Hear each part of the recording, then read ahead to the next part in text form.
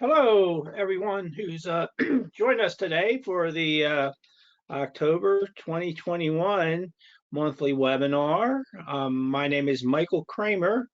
I am the calibration and also the inspection program manager at Perry Johnson Laboratory Accreditation.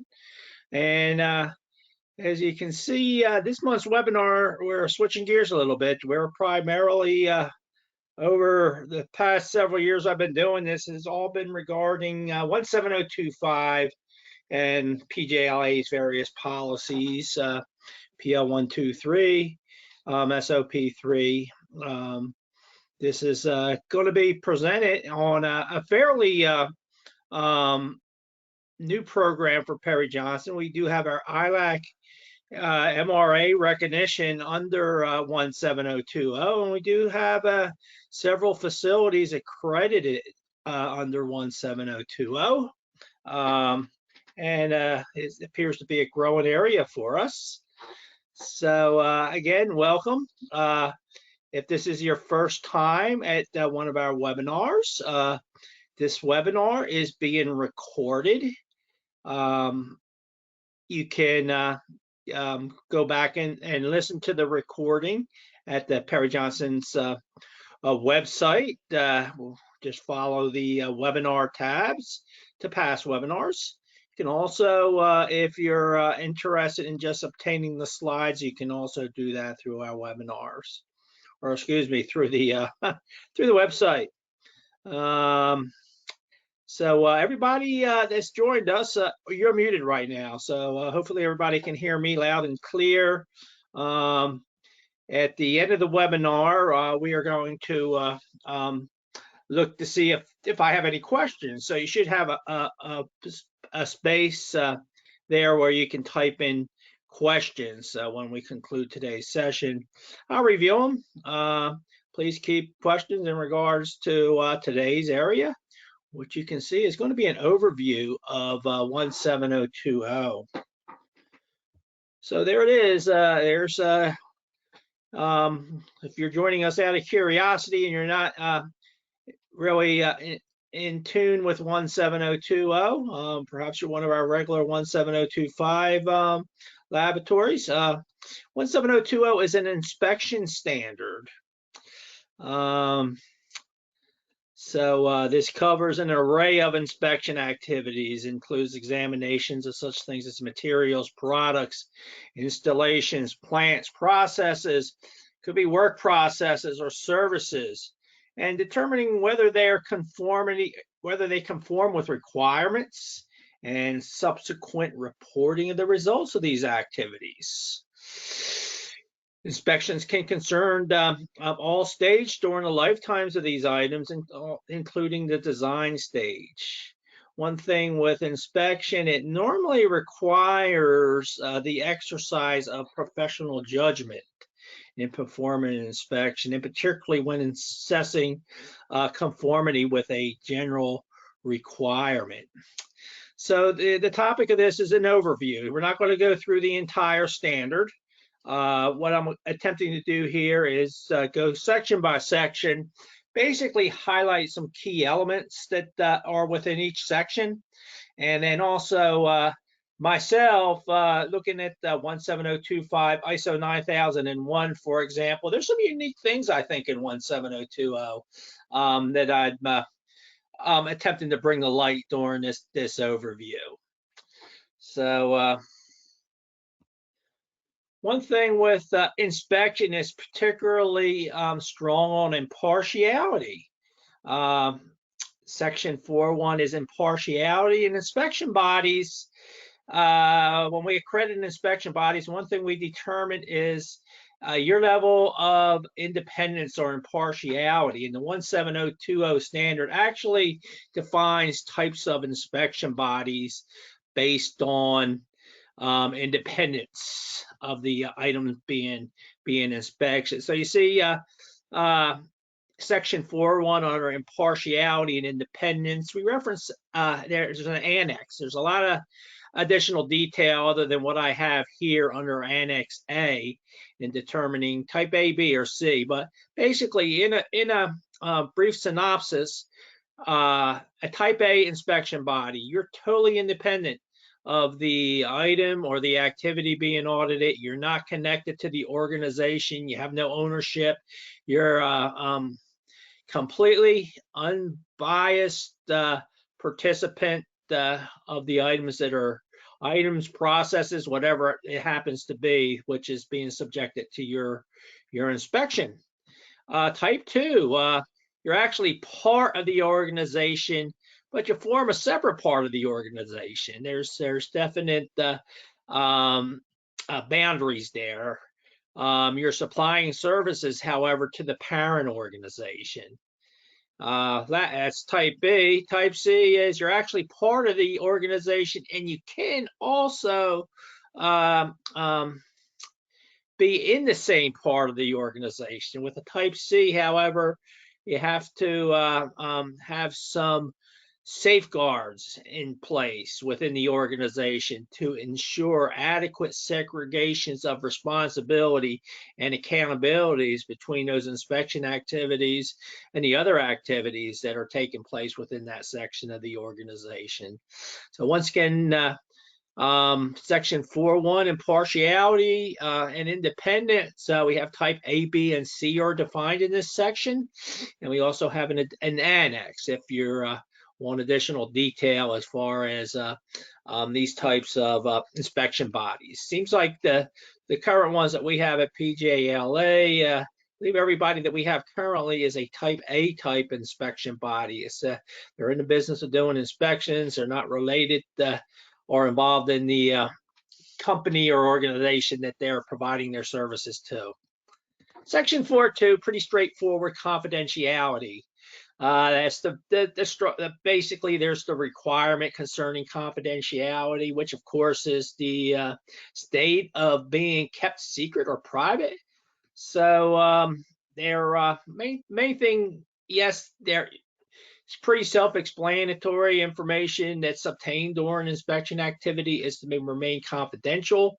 What as an assessor, yes, I like to see those on paper and perhaps policies, but they need to be conveyed to the rank and file. So those folks that are directly involved in inspection activities for both of these items, impartiality and inspection, these requirements should be conveyed to them.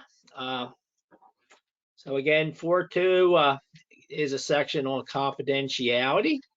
I believe that that's basically the gist of the requirements. There are some specific other requirements there, but that's the main juice of section 4.2 right there. All right, so I'm going to move on to structural requirements. Section 4.1 is administrative requirements. The inspection body shall have documents which describes activities for which it is competent. So basically, I see that pretty much maybe word a little different in 17025, but if you think about it, that is a scope of accreditation. That's pretty much defines the areas of inspection that the organization is going to be accredited for. Something I mentioned, unique things with inspection, this is right out of the standard. You shall have adequate provisions, meaning insurance or reserves to cover liabilities arising from its operations. So that's something that would be looked at during an assessment. Sort of during this presentation, I have taken some excerpts out of the ILAC document. There is a ILAC policy document for inspection, P15. Gives a lot of good guidance. There's also requirements in ILAC P15. I stayed away from them in this presentation. I'm sticking to 17020, but when you're inspecting and you're assessing this particular clause, good rule of thumb is that the level of provisions should be commensurate with the level and nature of liability that may arise from the inspection activities. Inspection bodies are required to have a documentation describing contractual conditions under which it provides in the inspection, except when it provides inspection services to the legal entity in which it is part, i.e. B and C type inspection body. So in other words, review, request, tenders, and contracts sort of is hit here under this particular requirement. It's under us. Administrative requirements here. The inspection body shall define and document the responsibility and reporting structure of the lab. Could be done in a various manner. I sort of depicted an organizational chart there. Inspection bodies shall, again, shall is a requirement. May have heard me in the past stress shall is a requirement, should is a recommendation, may is a permission. So this is a requirement. You have to have one or more persons as technical manager who has overall responsibility to ensure that the inspection activities are carried out in accordance with 17020. So the person has to fulfill the duties of a technical manager. They don't necessarily have to have that title.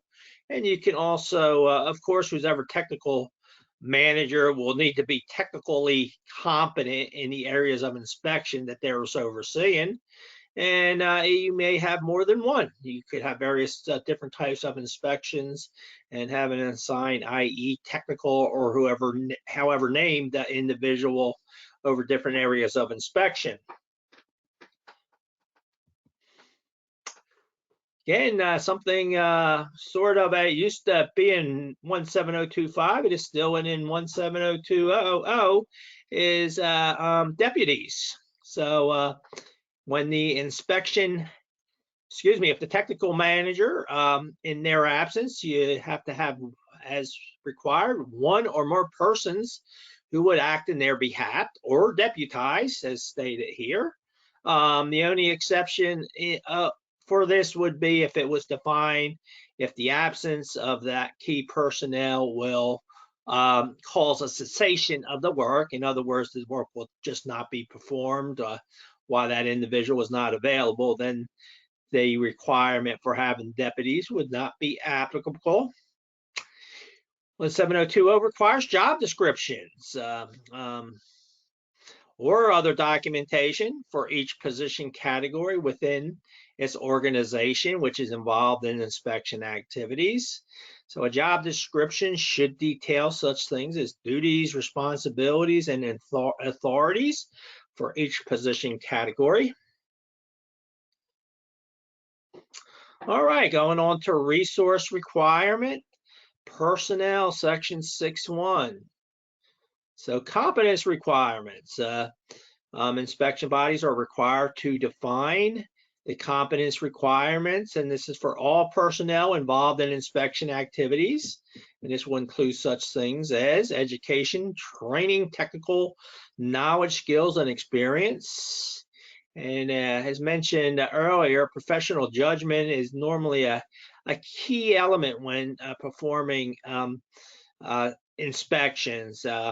So when professional judgment is needed to conformity, that should be considered when defining competence requirements. Of course, personnel, they're required to have, of course, satisfactory knowledge and requirements of the inspection that they're carrying out, be able to perform the actual task at hand, in other words. However, they shall also be knowledgeable in the following. The technology used for the manufacture of products inspected or operations of processes and deliveries of services, the way in which the products are used, processes are operated, and services are delivered. And other than knowledge regarding the inspection at hand, should be knowledgeable in regards to any defects which may occur during the use of the product, any failures in the operation of the process, and any deficiencies in the delivery of services. So again, we talk about inspection, covers a wide array of activities, Of course, these are going to be looked at different depending on exactly what's being inspected. I can, speaking on behalf of PJLA, some of the ones I've seen firsthand were broiler petroleum type inspection, but I've also seen cybersecurity type inspections. So, of course, they're totally different. I want to say animals here. That's what's being inspected. So, they're of course they're going to be looked at differently. We're referring to products here, whereas cybersecurity, for example, that's not really a product, it's a process. All right, continuing with personnel, shall have documented procedures. So something telling how this is done. For selecting, training, formally authorizing, monitoring inspection, and other personnel involved in inspection activities. So for training, it's specific in 17020 that the documented procedure shall address the following stages: an induction period, a mentored working period with an experienced inspector, and then continuing training to keep pace with developing technology and inspection methods.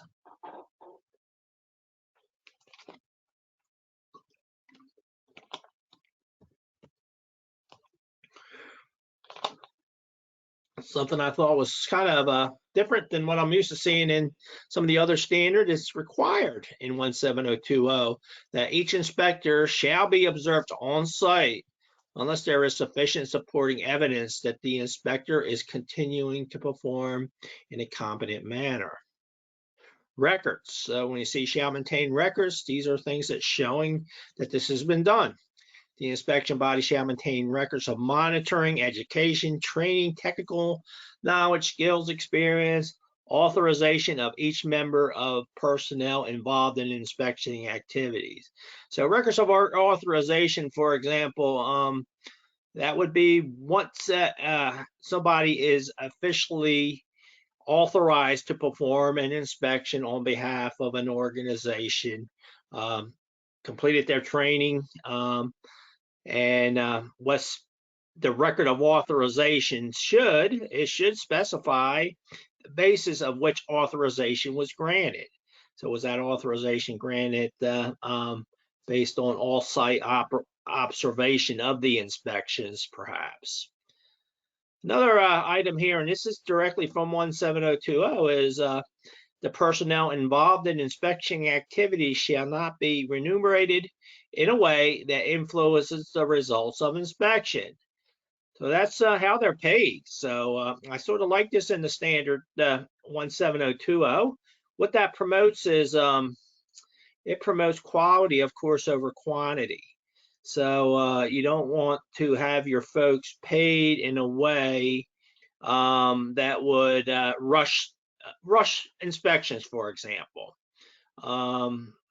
That's like I said, promoting a way that would sort of promote quantity over quality. So specific to inspection. So as far as how the folks in inspection activities are actually paid, that's something that as an assessor, when you get to this, you would have to ask and sort of make a judgment call on that.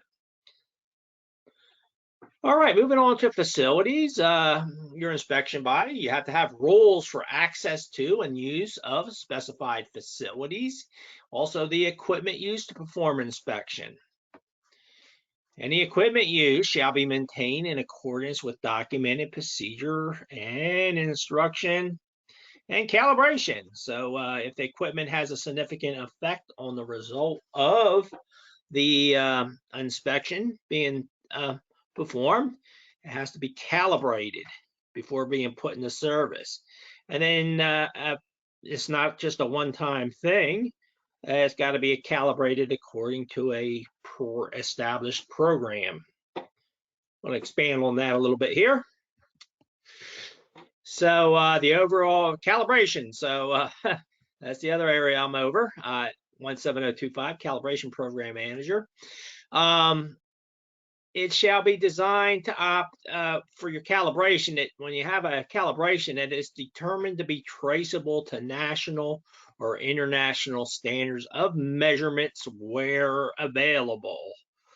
So that is basically, well, I could just basically state the PL2 in PJLA's policy, and basically, if you go to a 17025 calibration provider, you are assured to get a traceable calibration going that route because they would not be accredited if they weren't performing traceable calibrations. So where relevant, equipment shall be subject to in-service checks between regular recalibrations. So where relevant. So if you have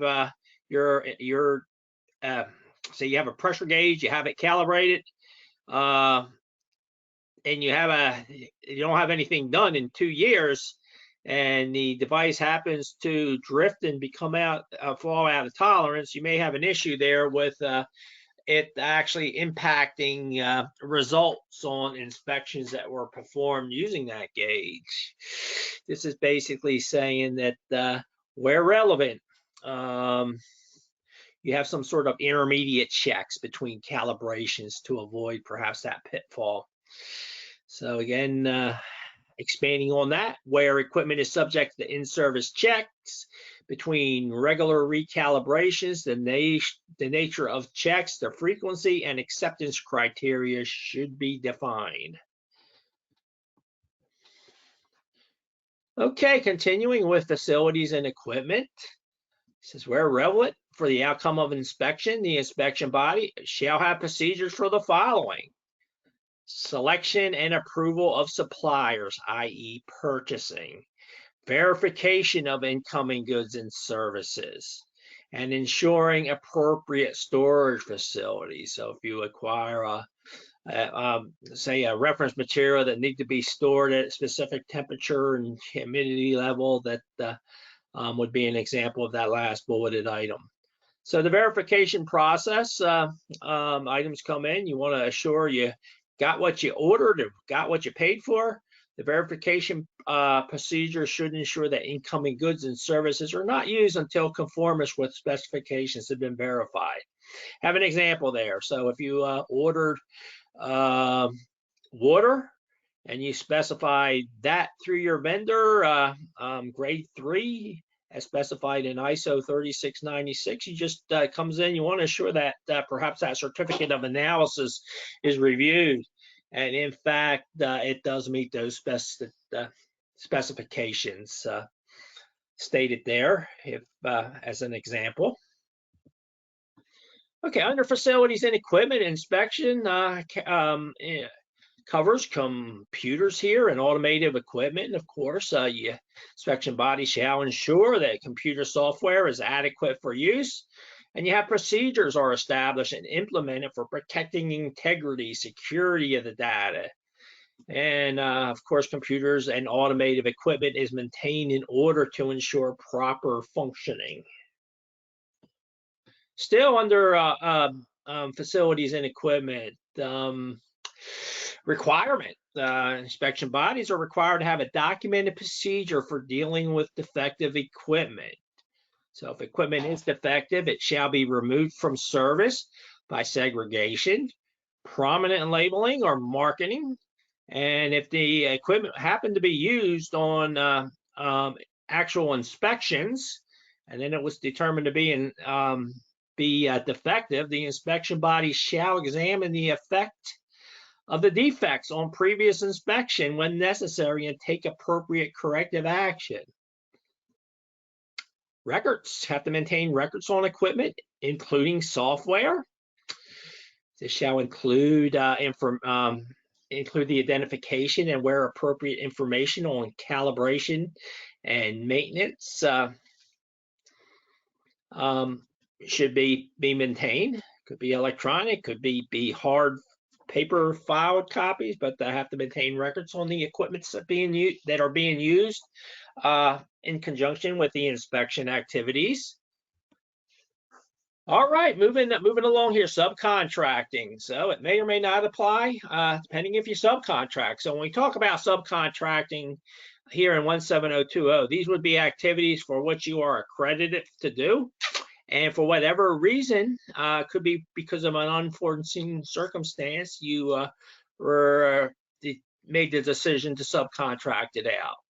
So under 6.3, if this is the case, when you subcontract any part of the inspection, have to be shall ensure that whoever you subcontract, you have to demonstrate that the subcontractor is competent to perform the activity in question, and where applicable, complies with the relative requirements stipulated in 17020 or in other relevant conformity assessment standards. So ideally, if you're going to subcontract, if you're going to assure that they comply with the requirements within the standard, you would want to subcontract to another accredited 17020 facility.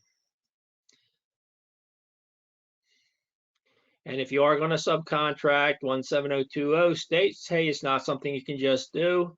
You have to inform your customer that the inspection is going to be or any part of the inspection is going to be subcontracted. And inspection body or required competence got to determine that the company that you're subcontracting to is competent. You're inspected to maintain records of that competencies, and if they are accredited, ideally a copy of that scope of accreditation should suffice for that record.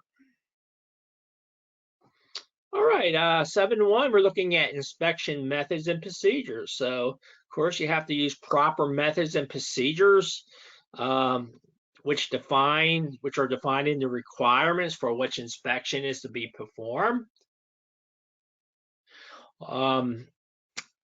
Requirements against which inspections can be performed are normally specified in such things as regulations, standards, or specification, inspection schemes, or contracts.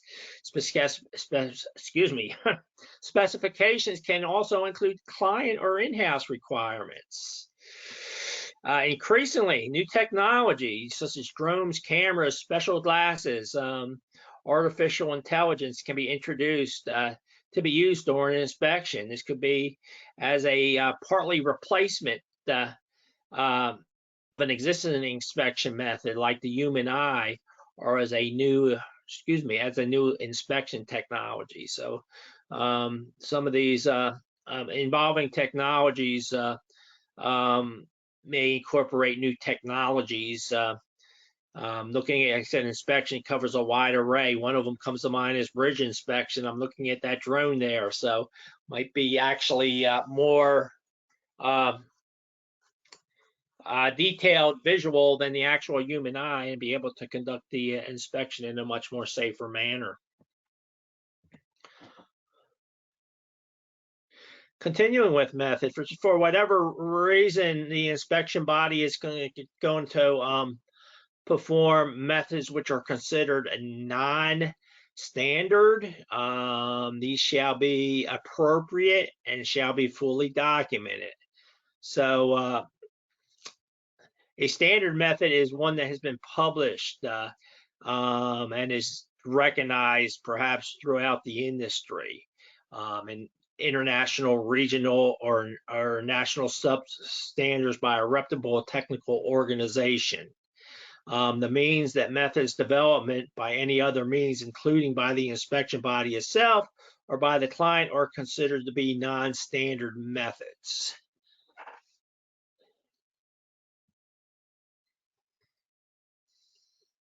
Okay, inspection methods and procedures continue. The inspection body shall have a contract work order control system which ensures the following. Of course, the work that to be undertaken is within the expertise, that the organization also has adequate resources to meet the customer's requirements.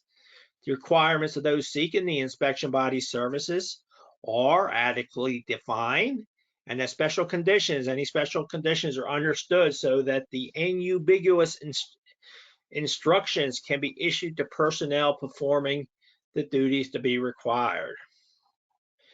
Work being undertaken is controlled by regular review and, if need be, corrective action, and the requirements of the contract or work orders have been met. So for routine requests, perhaps you have a long-standing client that may be limited to consideration of time and human resources. An acceptable record in such cases would be the acceptance of a contract signed by an appropriate authorized personnel. Continuing with inspections and, inspection methods and procedures, calculations and data transfers shall be subject to appropriate checks. So, for example, if you're going from handwritten to electronic electronic data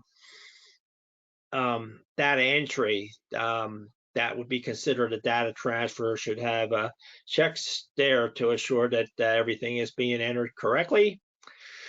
Requirement, and again, just thinking about the wide array that inspections, folks that are under 17020, different types of organizations, regardless, there's no stipulation here concerning the type of inspection. There is a requirement in 17020 that the organization shall have documented instructions for carrying out inspections in a safe manner. Okay, handling inspection items and samples. So this would be in regards to if you have a fixed facility, you're being sent in artifacts to inspect, or perhaps you're going on site to a customer's facility to perform inspections. The inspection body shall ensure items and samples are to be inspected are uniquely identified in order to avoid confusion regarding the identity of such items and samples. If there's any abnormalities that noticed by the inspectors, they shall be recorded. And the inspection body shall have documented procedures and appropriate facilities to avoid deterioration or damage to inspection items while under its responsibility. All right, inspection records. So inspection bodies are required to maintain a record system to demonstrate the fulfillment of the inspection procedure and to enable an evaluation of the inspection. The record should indicate which particular item of equipment was used in the inspection activity, and the inspection report and certificate shall be internally traceable to the inspector or inspectors who perform the actual inspection. So should maintain records where, same as I'm used to seeing in 17025, where if need be, you can go back and duplicate the inspection, identifying all the key elements that were inputted during the inspection. 7.4 inspection reports and certificates. So this is the results of the inspections. The documented results, the work can be carried out by the inspection body, shall be covered by a retrievable inspection report or inspection certificate. So if you any inspection report or certificate shall include, and you see all the findings, and you can see the listing there, A through G. So you want to review your certificates or your reports. You want to audit them. You want to assure that these items are being captured. Now, an inspection body shall issue an inspection certificate that does not include all the inspection results, only when the inspection body can also produce an inspection report containing the inspection results, and when the inspection certificate and inspection reports are traceable to each other. So in other words, you may just issue your customer a certificate, plain, it was inspected, it passed, perhaps just a date. You can see missing many of the elements there under 7.4. However, that was the case, the certificate shall also have a inspection report where all these elements are within the inspection report. It may not be on the certificate, however, it would need to be captured on the report. Complaints and appeals, 7.5, your inspection organization is required to have a documented process to receive, evaluate, and make decisions on complaints and appeals.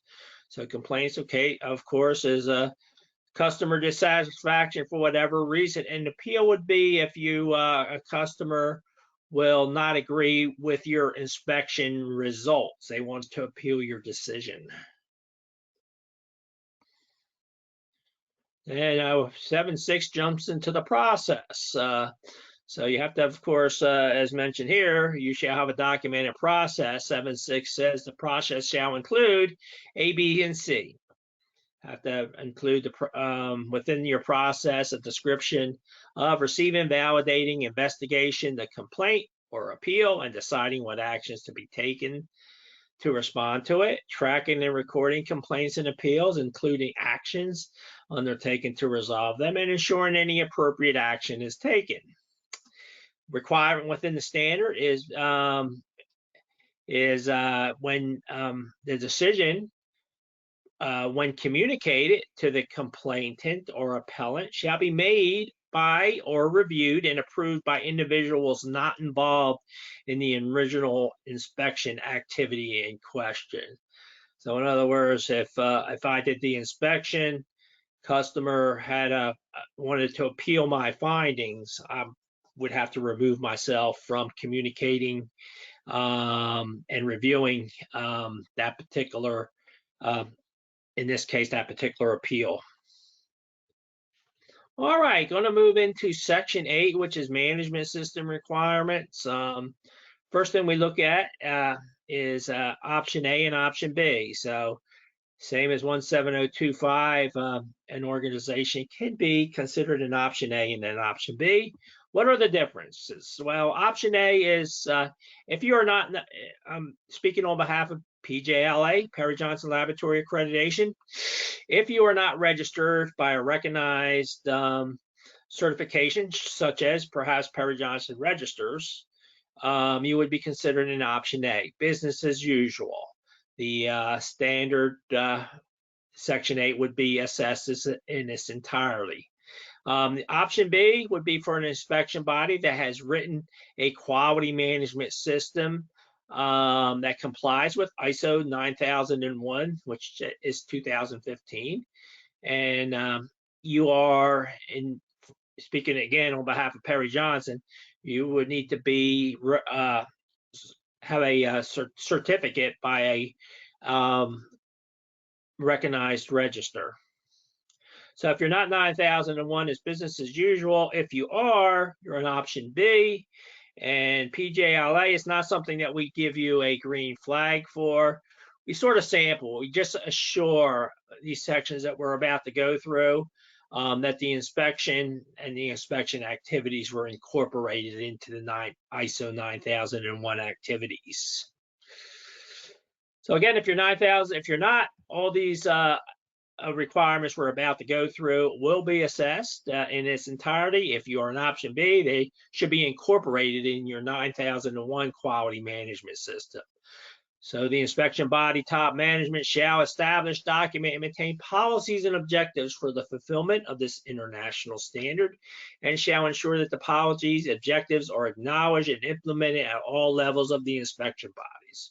So we're in section 8.2 now, which is management system documentation. Requirement here, the inspection body shall appoint a member of the management who, irrespective of other responsibilities, shall have responsibilities and authorities that include the following. That includes ensuring the processes and procedures needed for the management systems are established, implemented, and maintained, and reporting to top management on the performance of the management system and any need for improvement. So just looking at those areas of responsibility, they're typically things that may be associated with a quality manager. So if an organization has perhaps somebody in charge of quality or a quality manager, that maybe that particular individual would be the one to be appointed to assure that bullet point A and B are being complied with. Document control, 8.3, you have to have processes to control your documents, and these are both internal and external. So basically, in a nutshell, how do you control your internal and external documents? Ensuring that you've got the current revision levels, everybody's operating off of the same documents. A document is anything that tells you how to do something. One thing that's key here is internal and external. Internal, of course, are things that you write yourselves, perhaps your internal quality system procedures. And external would be documents that are brought in from the outside world, just as say perhaps ASTM testing or inspection methods. You adopted them, you don't write them though, they're still subjected to revisions. You still need to assure that you are operating off of the latest external documents. Documents, like I said, are anything that tells you how to do something. Of course, a procedure is a document. Of blank forms, softwares, they're all considered documents. They're all subjected to change, revisions. Again, you have to have controls, however you attempt to do it, to control both internal and external documents. And you also have to have records. So I mentioned documents, tells you how to do something, perform a task, even a blank form, by itself. It's pretty much instructional. Once the pen hits the paper, it becomes a record. So a record tells you what's been done. It could be electronic records, or it could be hard records. So again, inspection bodies are required to define the controls needed for the identification, storage, protection, retrieval. How long do you keep it? Retention time and disposal of its records related to the fulfillment of this standard. Say, for example, a corrective action. Corrective action, you have a template. That would be the document. You actually have a corrective action that you implement it. That actually specific corrective action would be a record. That would the form would come under 8.3. The record would come under 8.4. All right, continuing on, management review. So if you're not familiar with what a management review is, it's top management shall establish procedures to which it reviews its system at planned intervals in order to continue suitability for adequacy, effectiveness, including stated policies, objectives related to the fulfillment of this international standard. Typically, it's a meeting. It's done at planned intervals, and 17020 is specific. The inspection body will define the planned intervals. However, they have to be at least conducted at least once a year. Doesn't have to be all done in a year. You can break it down into segments and do a rolling type management review. However, it's got to be done at a predetermined schedule, not to exceed a 12-month time frame. So a management review, Section 8.5 details various inputs and outputs that needs to be captured in the management review. So in looking at the management review, you want to make sure all those inputs and outputs are documented. So ideally, a management review, yes, the standard has requirements that you have to perform these at least once a year, but ideally, some opportunities for improvements will actually come out of your management reviews. Internal audit. So management review, ideally, opportunities for improvement, internal audits. Of course, standard requires up here, but it's a vehicle an organization can use to assure that they're maintaining compliance. So the inspection bodies have to establish procedures for internal audits to verify that it's meeting the requirements of 17020. And then the same as the management review, it shall be performed at least once every 12 months. So internal audits has to ensure that who does the internal audit, or it could be several people. It should be conducted by qualified personnel, knowledgeable in inspection, auditing, and of course requirements. So, 17020. You want to assure that the auditors do not audit their own work, and that the personnel responsible for the area audited are informed of the outcome of the audit. Any actions resulting from internal audits are taken in a timely manner. So I can tell you, as an assessor, I look at an internal audit, I see, I like it when I see findings. An organization did an internal audit, they actually have a finding and they took corrective action to address that finding. Ideally, any opportunities for improvement would be identified. And a record. You have to have a the results of audits are documented. You can, in order to avoid perhaps auditors auditing their own work, competent external contracted personnel may carry out internal audits. All right, thus under management system requirements, corrective action. So inspection bodies shall have procedures for the identification and management of nonconformancies in its operation. So nonconformance occurs expected to follow the corrective action protocol, which are defined here, identifying a nonconformance, determining the causes of the nonconformancies. This is something that I think is the most important step in this whole process. Is you might hear the term root cause. You have a nonconformance, you want to prevent it from reoccurring. So you want to dig down and get at the root cause or the causes of the nonconformance. You could put a Band-Aid on it, you correct the issue at hand, but you want to take it further and you want to take corrective action to address the root cause.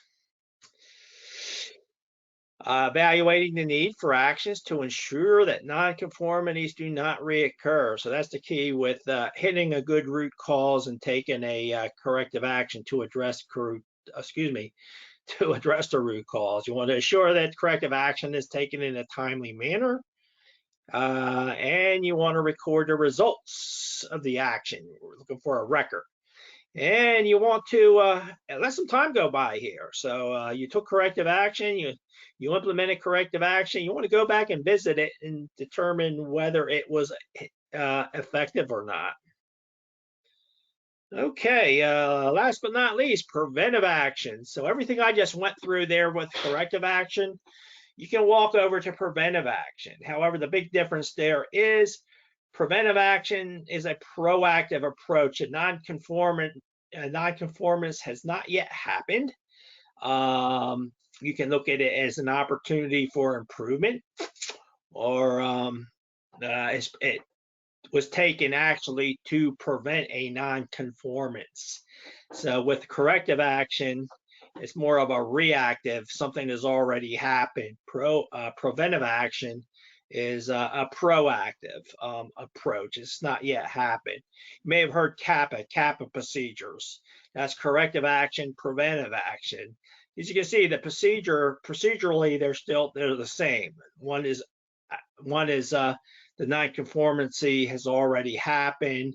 The other, preventive action, it has not yet happened. It's sort of, as Barney Fife says there, nip it in the bud.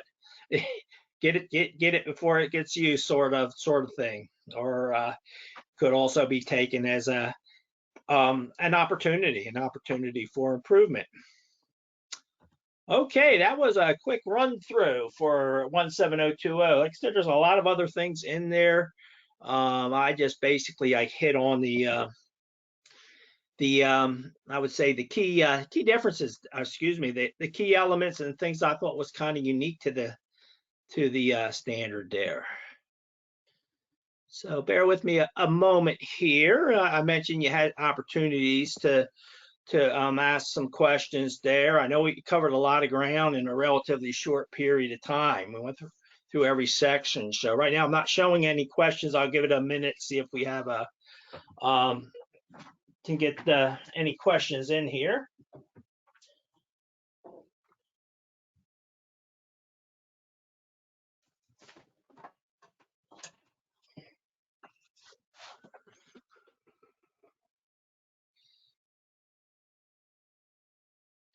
And I can tell you, I am not technically, I'm a calibration person. So if it's specific to I have a question here specific to forensics. And if it's technical, I'm not going to be able to answer it unless I'm sure.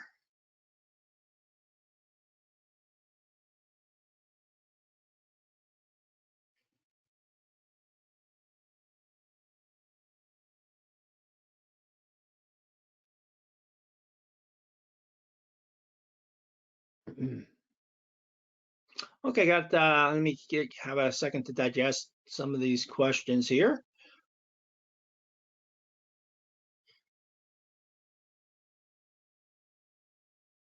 Okay, first one in regards to forensics, and I'll answer this the best I can here.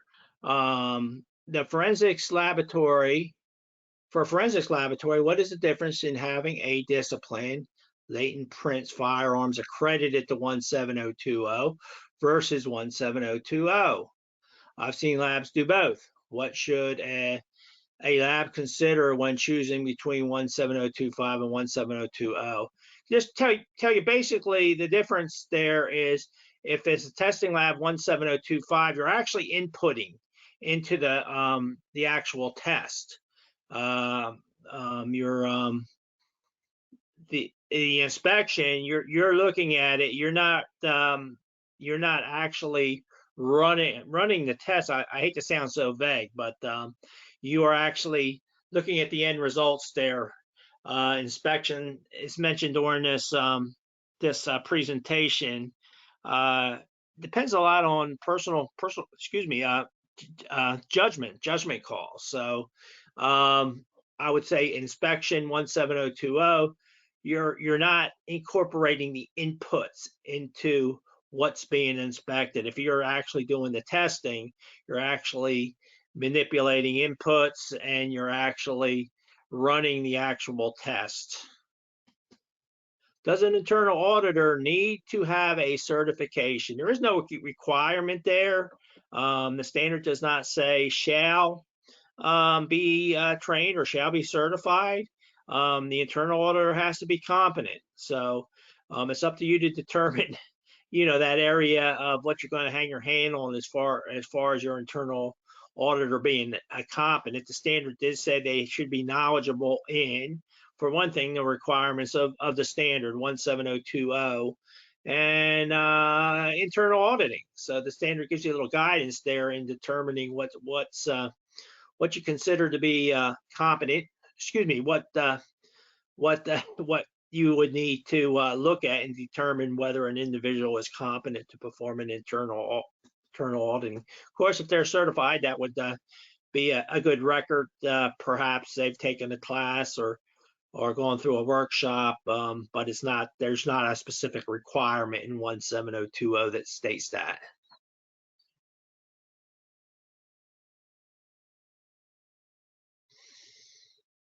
All right. Looks like that's about it there for the questions. If something comes to mind, or particularly the forensics question there, if you want some more detail, you can type in there, and I can perhaps funnel it to someone technically who would be more versed in your particular area of testing or inspection. So before we go, I just wanted to announce that next month's webinar, as you can see, we're going back into 17025. It is scheduled for Monday, November 22nd, same time, same place right here. We're going to look at section 710, non-conforming work. And we're also going to incorporate section 8.6, which is improvement. So again, I want to thank everybody for logging in. I hope you found this webinar helpful. And just a reminder that you can go back if you had a colleague that missed it. You can utilize it, our website as a resource, because this particular webinar and our past webinars are available at www.pjlabs.com. Just follow the webinar tab. You can go back to the recorded webinars, can also get the slides. And thank you very much. Appreciate everybody signing in. We'll see you next Monday, November 22nd.